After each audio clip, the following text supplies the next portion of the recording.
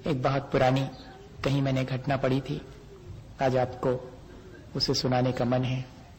थोड़े से दिन और हैं मेरे पास भी, और बहुत थोड़ा सा है जो मुझे आपसे पार्टिसिपेट करना है। वैसे तो बहुत मुश्किल है, विचारों को तो पार्टिसिपेट किया जा सकता है, लेकिन जीवन के अनुभवों को तो अपने जीवन में ही स्वयं हासिल किया जा सकता। दूसरे के अनुभव दूसरे के काम नहीं आते भैया, विचार तो काम आ जाते हैं। और अपन आज तक इतने दिनों से, वो कह रहे थे कि 3 महीने से हूं मैं, शायद वे 3 महीने से कह रहा हूं, पर मुझे तो याद है कि 15 मई को आया था और 15 अक्टूबर निकल चुकी है। 5 महीने मुझे आपके बीच हो चुके हैं। अपन लोगों ने विचारों का आदान प्रदान किया है, विचारों की बहुत लंबी लंबी यात्राएं बहुत दूर दूर तक जाके की हैं। इसलिए की हैं कि अपने जीवन के अनुभवों को हम स्वयं समझें, जानें, सीखें और उनको परिष्कृत करें। हम देखें कि हमारे अपने जीवन में हमने क्या सोचा था और अनुभव में हम क्या कर रहे हैं, और हम सोचे के अनुसार अपने जीवन को परिवर्तित करें, अपने अनुभवों से शिक्षा लें, तो इन सब चीजों की कोई जरूरत नहीं पड़ेगी। किसी की कोई जरूरत नहीं है। मुझे तो कई बार लगता है कि अपने जीवन को अच्छा बनाने के लिए हमें अगर जरूरत है तो सिर्फ एक ही चीज की है कि हमें अपने जीवन को अच्छा बनाने की तैयारी करने के लिए मन बनाना चाहिए। सब हमें धीरे धीरे करके सहयोग देते चले जाएंगे यदि हमने अपना मन बना लिया है तो। एक किसान था और उसके एक गाय थी। बहुत वर्षों के बाद ये कहानी सुना रहा हूं। मेरे जीवन में कुछ घटनाएं हैं जो कि बहुत इंप्रेस करती हैं मुझे, उनमें से ये एक कहानी है।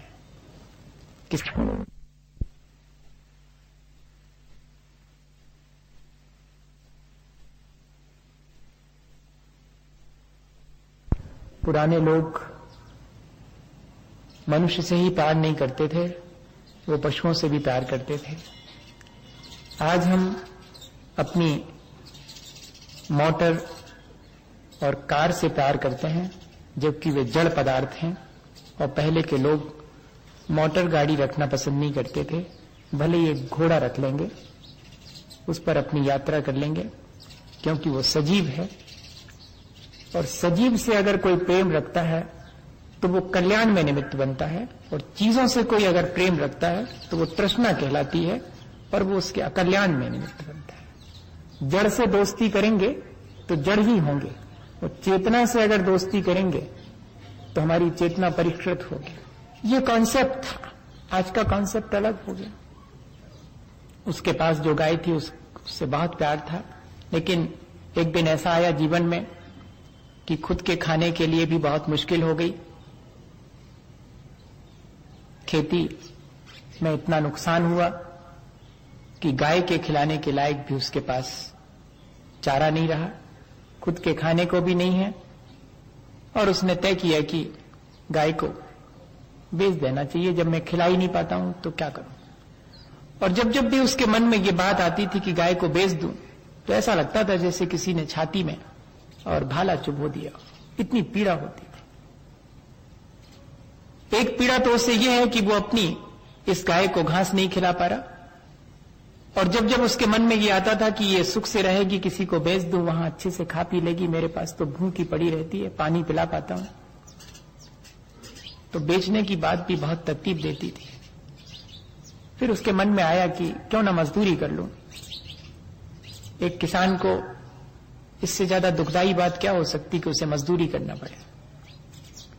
पर क्या करें, अपने लिए नहीं, जिसे अपने आश्रित रख रखा है उसके चारे के लिए, और मुझे मजदूरी कर लेनी चाहिए। और वो शहर चला जाता है। शहर में एक सेठ के यहां पर चौकीदारी का काम उसे मिल जाता है। और एक दिन बातों के दौरान सेठ जी उससे कहते हैं कि क्यों भाई, तुम तो गांव के हो, यहां दूध की बहुत दिक्कत होती है, अगर हो सके तो कोई गाय का इंतजाम कर दो। उसको तो जैसे मन की बात मिल गई, उसने कहा बहुत अच्छा रहा, मैं गाय को भी यहीं ले आता हूं, सेठ जी के यहां पर रहेगी और मैं देखता रहूंगा हमेशा, बेच तो नहीं पाऊंगा लेकिन सेठ जी के यहां रहेगी, मैं उसकी देखरेख करता रहूंगा। और ले आया वो गाय, ये कह कर के कि किसी और की है, आप ले लीजिएगा। और कुछ रुपयों में गाय को सेठ जी के यहां दे दिया। जब गाय की रस्सी सेठ जी के नौकर के हाथ में पकड़ाने लगा, तब गाय ने बहुत कातर दृष्टि से उसकी तरफ देखा कि सौंप रहे हो, आज तक तो निभाया, आज किसी और के हाथ में सौंप रहे हो। ठीक है, चली जाती हूं। मुड़ मुड़ करके उसने कई बार देखा कि कह दो एक बार कि हां चली जाऊं, बहुत कठिन है। और उसके सिर पर हाथ रख करके किसान ने कह दिया कि हां जाओ। बहुत कोशिश की किसान ने कि सेठ जी मुझे ही उस जगह पर रख दें, मैं गाय की सेवा करते रहूंगा, अलग से नौकर लगाने की आवश्यकता नहीं पड़ेगी। पर सेठ जी को इतना ईमानदार चौकीदार कहां से मिलता है, इसलिए सेठ जी ने तो उसको चौकीदार का काम सौंपा, गाय के पालन पोषण का काम दूसरे नौकर के जिम्मे सौंप दिया। लेकिन दूसरे ही दिन हल्ला मच गया कि 15 सेर दूध का वायदा था कि गाय 15 सेर दूध देगी, लेकिन वो तो 1 सेर भी नहीं दे पा रही है। बुलाया गया किसान को कि बेईमानी करते हो, कह रहे थे 15 सेर देने वाली गाय दे रहा हूं और वो तो जरा भी दूध नहीं दे रही। किसान ने कहा लाओ, और माथे पर हाथ फेरा और दूध लगा करके 15 सेर दे दिया। गाय के माथे पर हाथ रख कर कहा कि बहन, मेरी लाज तुम्हारे हाथ में है, इसमें अब तुम कमी मत करना। लेकिन गाय क्या समझे, कहानी ऐसी है, जैनेन्द्र कुमार ने लिखी कि गाय क्या समझे कि तुमने उसे बेच दिया है कुछ पैसों में। वो तो सिर्फ प्रेम की भाषा जानती है, उसकी चेतना अभी इतनी विकृत नहीं हुई है कि वो रुपयों की खरीद फरोख्त को समझ सके। हम सब की चेतना तो रुपयों की खरीद फरोख्त से इतनी मलिन हो गई कि हम तो व्यक्ति को भी दांव पर लगा सकते हैं अपने रुपयों के लिए। लेकिन उस गाय के भीतर अभी इतनी मलिनता नहीं आई थी। दूसरे दिन थोड़ा बहुत दूध दिया तो दिया, मार भी खाई, पर दूध नहीं दे पाई। और एक दिन तो ऐसा हुआ कि जहां वो चौकीदार बैठा करता था, सुबह सुबह मालूम पड़ा कि उस देवड़ी पर बहुत सारा दूध बिखरा हुआ है। अब तो किसान की नौबत आ गई। बुलाया गया कि पता करो ये दूध, इसके मायने हैं कि तुम शायद रात में लगा लेते होगे और तुम ही ऐसा सब कर रहे हो।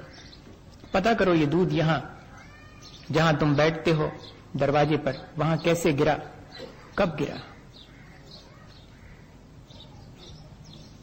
अब किसान क्या करे, सारे दिन बहुत बेचैन रहा, गाय के पास भी जाने का मन नहीं हुआ, किससे क्या कहे। और रात चुपचाप लेटा हुआ सोच में था कि क्या जवाब दूंगा कल सुबह सेठ जी को। कि इतने में उसे अपने आसपास किसी के आने की आहट सुनाई दी। देखा तो गले की रस्सी तुड़ा करके गाय आकर के पास में खड़ी थी। उठ के खड़ा हो गया। मनुष्य की भाषा नहीं समझता, लेकिन पशु मनुष्य की भाषा समझता है। असल में भाषा तो प्रेम की सबके समझ में आती है, बाकी भाषाएं तो सब पीछे छूट जाती हैं।